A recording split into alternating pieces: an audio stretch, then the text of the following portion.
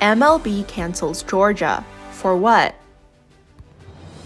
On Friday, April 2nd, Major League Baseball Commissioner Robert D. Manfred Jr. announced that the Baseball League will be moving its All-Star Game out of Georgia. This is in protest against an election reform law, SB 202, passed by state lawmakers and signed into law by Governor Brian Kemp. Manfred wrote in a statement, "Over the last week, we have engaged in thoughtful conversations with clubs, former and current players, the Players Association, and the Players Alliance, among others, to listen to their views. I've decided that the best way to demonstrate our values as a sport is by relocating this year's All-Star Game and MLB draft." He went on to say that the MLB fundamentally supports voting rights for all Americans and opposes restrictions to the ballot box. SB 202, the 95-page state law that triggered the incident, adds a number of changes to the way Georgians vote. It includes requiring photo or state-approved identification to vote absentee by mail. The law also mandates that secure drop boxes be placed inside early voting locations with constant surveillance and expands early voting across the state. The law also shortens the election cycle to 4 weeks from 9 and requires a minimum of 1 week of early voting before Election Day. People who wish to vote absentee are faced with new requirements as well. "I was proud to sign SB 202 to ensure elections in Georgia are secure, fair, and accessible," Republican Kemp said on Twitter. "I appreciate the hard work of members of the General Assembly to make it easy to vote and hard to cheat." Georgia was one of 6 states where Trump challenged the outcome of the 2020 election. The state ultimately certified Joe Biden as the winner after several recounts. Trump claimed that the election in Georgia was tainted by fraud and was run by rules put in place through an unconstitutional process. With the reforms, the Georgia legislation is working to suppress votes by dead people, voters who have already voted, and those who are not eligible to vote in a particular precinct. There's no racial component in the election reforms, yet it has become the target of left-wing criticism. Democrats, without providing evidence, have said the new laws will make it harder for African American voters to cast their ballots. On March 26th, Joe Biden criticized the law as a blatant attack on the Constitution and good conscience. He also labeled the law as Jim Crow in the 21st century, referring to Jim Crow laws that enforced racial segregation in the South. As a reprisal, Biden said he would support Major League Baseball moving its All-Star Game away from Atlanta. Biden even falsely claimed that the Georgia law requires polls to close by 5 p.m., when the bill actually expanded the voting hours to 7 a.m. to 7 p.m. Corporations including Coca-Cola, Citibank, and Delta Airlines joined the chorus, with top executives issuing statements criticizing the bill. This was followed by the MLB vowing to move the game out of Atlanta in an effort to punish the state. During a press conference on Saturday, April 3rd, Governor Brian Kemp condemned the attempts to ostracize his state, but expressed his resolve to stand his ground amid the public row. Free and fair elections are the foundation of who we are as a state and a nation. Secure, accessible, fair elections are worth the threats. They are worth the boycotts as well as the lawsuits. I want to be clear. I will not be backing down from this fight, and neither are the people who are here with me today. The governor also denounced MLB's decision to move its All-Star Game out of Atlanta. The move will be a great blow to the economy, as there will be a predicted $100 million loss in revenue. In the middle of a pandemic, Major League Baseball put the wishes of Stacey Abrams and Joe Biden ahead of the economic well-being of hard-working Georgians who are counting on the All-Star Game for a paycheck. Georgians and all Americans should know what this decision means. It means cancel culture and partisan activists are coming for your business. They're coming for your game or event in your hometown, and they're coming to cancel everything from sports to how you make a living. And they will stop at nothing to silence all of us. They don't care about jobs, they don't care about our communities, and they certainly don't care about access to the ballot box. Meanwhile, the corporate backlash has been met with calls for counteraction by prominent Republicans. Former President Donald Trump is urging Republicans and conservatives to stand firm and to hold their own boycott against the companies seeking to cancel Georgia.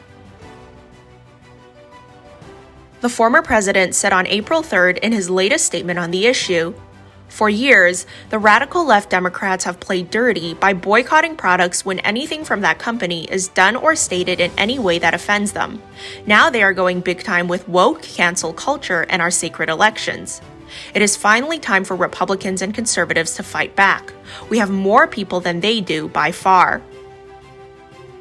He called on his supporters to boycott Major League Baseball, Coca-Cola, Delta Airlines, JP Morgan Chase, Viacom CBS, Citigroup, Cisco, UPS, and Merck. "Don't go back to their products until they relent," Trump said. "We can play the game better than them. They didn't even get approval of state legislatures, which is mandated under the U.S. Constitution. Never submit, never give up." 8 GOP state House representatives sent a letter to Kevin Perry, president and CEO of the Georgia Beverage Association. It requested that their products be removed from lawmakers' offices immediately in response to Coca-Cola's participation in the campaign to cancel the Peach State. "We have the responsibility to all of Georgia to not engage in those misguided intentions, nor continue to support corporations who choose to," the lawmakers wrote in their letter on April 3rd. "Given Coke's choice to cave to the pressure of an out-of-control cancel culture, we respectfully request all Coca-Cola Company products be removed from our office suite immediately."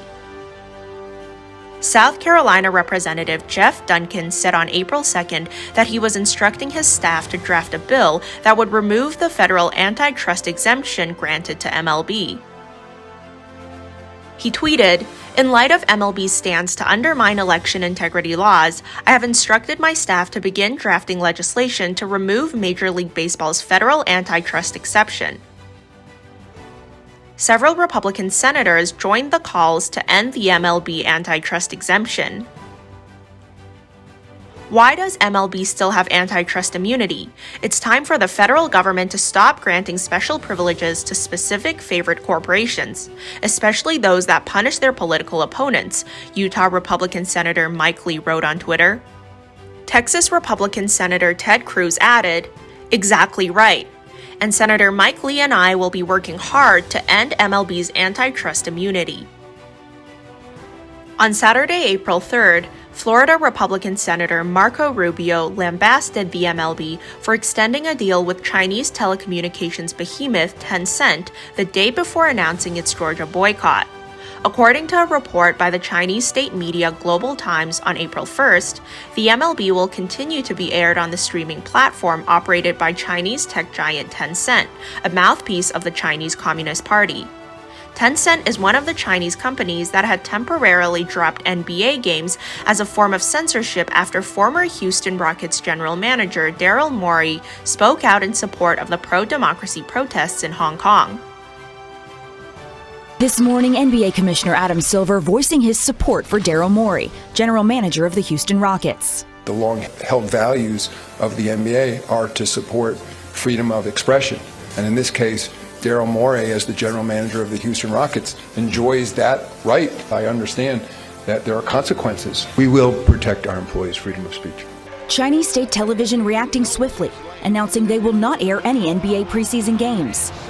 Considering the recent recognition by the U.S. of a genocide being carried out by the CCP against Uyghur Muslims, the MLB's continued business transactions with China demonstrate nothing of the values of sports, but reveals its own hypocrisy. Rubio tweeted, "MLB caves to pressure and moves draft and All-Star game out of Georgia on the same week they announce a deal with a company backed by the genocidal Communist Party of China. Why are we still listening to these woke corporate hypocrites on taxes, regulations, and antitrust?" On April 5th, Senator Rubio sent a letter to MLB Commissioner Manfred, asking him if he'll relinquish his personal membership at Georgia's Augusta National Golf Club. He wrote, "In the end, as a citizen of a free nation, you and Major League Baseball have the right to speak out against laws in the U.S. you disagree with, even if it is on the basis of false information. What would be truly bold, however, is if you would speak out on behalf of the voiceless who face arbitrary imprisonment, forced sterilization, coerced abortions, rape, and other horrific acts at the hands of one of your business partners. Even as MLB continues its attack on Georgia's requirement to show a valid photo ID to vote, the league has a photo ID requirement of its own for fans picking up tickets at the stadium. South Carolina Republican State Representative Nancy Mace took note of this requirement and found it hypocritical. She tweeted, "Hey MLB, this you?" as a caption to a screenshot of baseball's will call policy on MLB.com.